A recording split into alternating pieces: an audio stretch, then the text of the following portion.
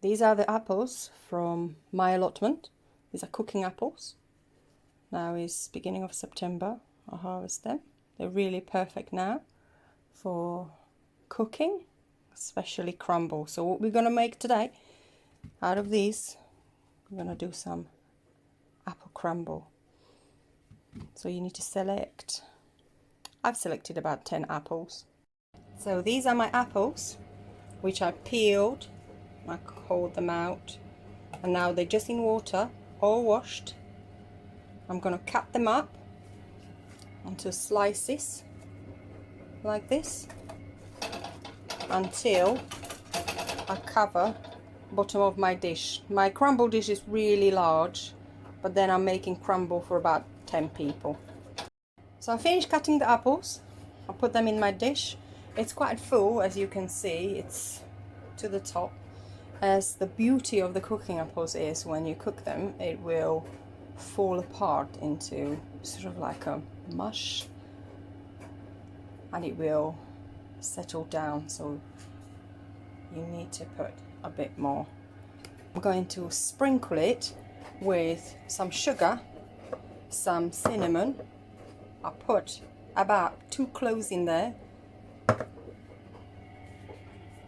and I'm going to use some sultanas as well, just to add that little bit of a sweet flavor, because we really like it that way. So I put some raisins on top. These are the 2 cloves. I usually just drop it in the middle. Now the cinnamon, you can just sprinkle it on top. It depends how you like it. I don't want too much in there. It's literally just light sprinkle.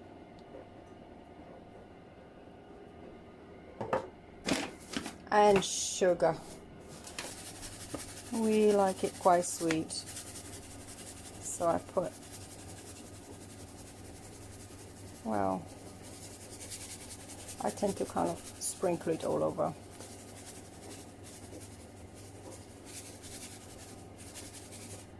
There it is.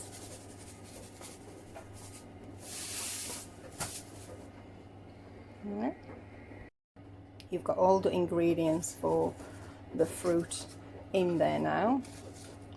So I just want to make sure I tease the spices and the sugar and the raisins, or sultanas in this case, in between the fruit, so it adds the flavor to all of the apples, even though, you know, when it's going to bake, the juices will fall through and it will season all of the fruit anyway.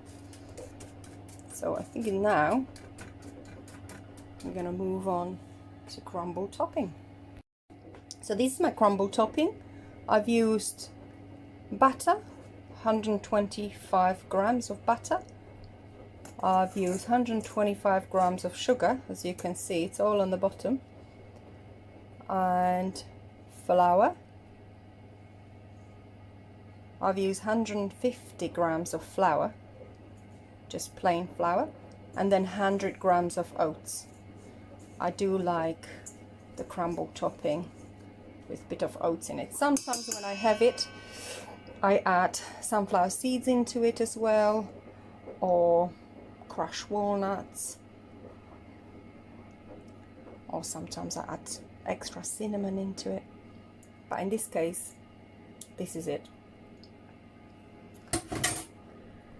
So I'm just going to whisk it with my whisk into a crumble topping. So this is my crumble topping. You're looking for this consistency, nice and fluffy. So what I've done, I'll just run the whisk through it, really sort of in a swift movement to create that fluffy texture. So now the topping we put on top of our apples or fruit. You can use this topping for any fruit. And we're making apple crumble today, so I've used apples. So this is how it looks like before it goes into the oven. Make sure that you cover all of the fruit. Use your fingers to tease the crumble in.